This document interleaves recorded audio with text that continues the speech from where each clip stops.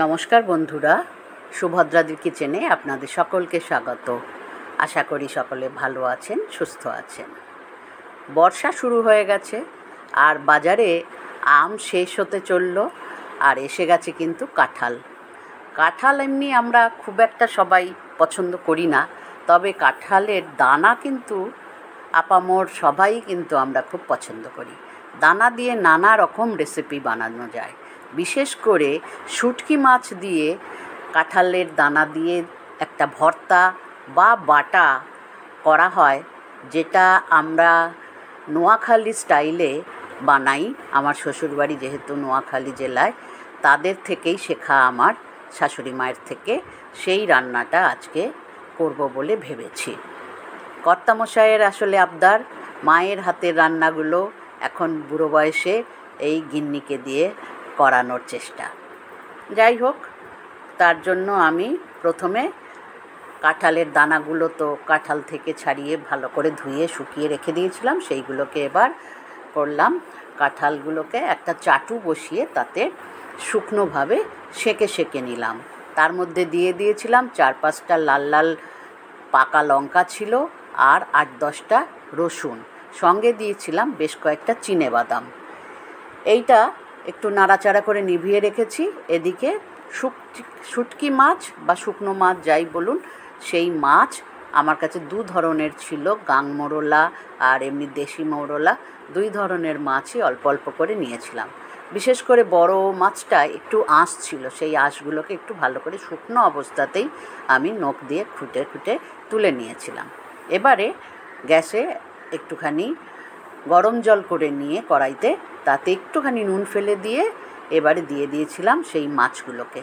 দিয়ে দেখুন একটু নাড়াচাড়া করে মিনিট 2 রাখলেই মাছগুলোর থেকে যত বালি বলুন বা নোংরা বলুন বেরিয়ে যাবে। এবারে আমি মাছগুলোকে একটা ছান্তার সাহায্যে ভালো করে তুলে ছেঁকে নিয়ে অন্য একটা পাত্রে রেখে দিলাম। এবার কড়াই পরিষ্কার করে নিলাম, নিয়ে বেশ কিছুটা সর্ষের তেল দিয়ে দিলাম। তেলটা একটু গরম হতে দেবে। এই রান্নাটা আসলে করতে তেমন কিছু নয়, কিন্তু এই সরঞ্জামগুলো একটু ঘরে থাকলে তাহলেই বানানো যায়। আসলে শুটকি মাছ তো সবসময় আমরা বাড়িতে পাই না, তার জন্যই একটু অসুবিধা হয়ে যায়। তেল গরম হতে কথা বলতে বলতে 4-5টা শুকনো লঙ্কা আমি বেশ লাল লাল করে ভেজে তুলে নিলাম। এটা পরে আমি মিক্সিতে বাটার সময় অ্যাড করব। এখন দিলে তাহলে আর মচমচে থাকবে না, ভালো মিশবে না। এবারে তুলে নিয়ে এবারে মাছগুলোকে একটু ভেজে নেব। আগে গরম জলে ভালো করে ধুয়ে জল ঝরিয়ে রেখেছিলাম। এবারে দিয়ে দিলাম কড়াইতে, দিয়ে সামান্য একটু নুন আর একটু হলুদ দিয়ে নাড়াচাড়া করে নেব। শুটকি মাছ এটা আমার শাশুড়ি মায়েরা অনেক সময় করতেন, একটু কাঠের আগুনে সেঁকে নিয়ে বা পুড়িয়ে নিয়ে তারপরে তেলে ভাজতেন। কিন্তু সেইটা আর আমাদের এখানে কলকাতা শহরে খুব একটা করা সম্ভব হয় না। আরও বাজে গন্ধ বেরোবে, প্রতিবেশীরা বিরক্ত হবে, কিন্তু খেতে কিন্তু দুর্দান্ত লাগে। আমি সেই জন্য আর সেই সেঁকার পর্বটা না সেরে ওই গরম জলে ধুয়ে টুয়ে নিয়ে এবারে ভেজে নিলাম। নুন হলুদ দিয়ে দিলাম কথা বলতে বলতে। এবারে একটুখানি লাল লাল করে ভেজে নেব। ওদিকে কাঁঠালের দানাগুলোকে, যেগুলো খোসা শুদ্ধই তো আমি গরম করেছি বা সেঁকেছি, না হলে ওটা তেমনভাবে খোসা ছাড়ানো সহজ ছিল না। এবারে সেইটাকে ছাড়াতে সুবিধা হবে। ওইদিকে আমার মাছটা লাল লাল হয়ে আসলে এবার 2টো বেশ বড় বড় পেঁয়াজ কুচিয়ে নিয়ে দিয়ে দিয়েছি। খুব যে মিহি কুচোতে হবে তা নয়, এটা সব মিলে তো মিক্সিতে বাটা হবে, সেই জন্য 2টো পেঁয়াজ একটু মোটা মোটা করে কেটেই রাফলি চপ করে নিয়ে দিয়ে দিলাম। পেঁয়াজটা আপনি সামান্য নেড়ে চেড়েও নিতে পারেন, আবার অনেক সময় কাঁচাও মিক্সিতে অ্যাড করতে পারেন। যাই হোক, পেঁয়াজটা দিয়ে একটু নাড়াচাড়া করতে করতে এদিকে আমি এই দানাগুলো বাদামগুলো সব ঠান্ডা হয়ে এসেছে দেখুন। এবারে খোসা ছাড়িয়ে নিচ্ছি কাঁঠালের দানাগুলোর। খোসাটা না ছাড়ালে কিন্তু একেবারে ভীষণই অসুবিধা হবে, পেটেরও গণ্ডগোল হতে পারে। প্রত্যেকটা দানা এইভাবে ছাড়িয়ে নিতে হলো। মোটামুটি হয়ে এসেছে, আর একটা দুটো বাকি রয়েছে। ঠান্ডা একটু করে নেওয়াতে অসুবিধা হচ্ছে না। দেখুন খোসাগুলো আলাদা করে নিয়েছি। এদিকে এই মাছ শুদ্ধ পেঁয়াজও ভাজা হয়ে গেছে।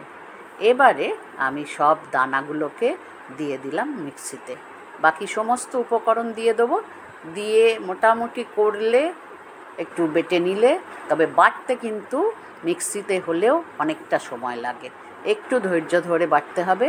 একে একে সব দিয়ে দিলাম। শুকনো লঙ্কা ভাজা করে রেখেছিলাম, মাছ, পেঁয়াজ শুদ্ধ সেটাও দিয়েছি, আর একদম তলায় সেই চিনে বাদাম, কাঁঠাল দানা সব কিছু নিয়ে বেশ মিনিট 10 টাইম নিয়ে বাটা করলে তৈরি হয়ে গেল অতি সুস্বাদু শুটকি মাছ দিয়ে কাঁঠাল বিচির ভর্তা।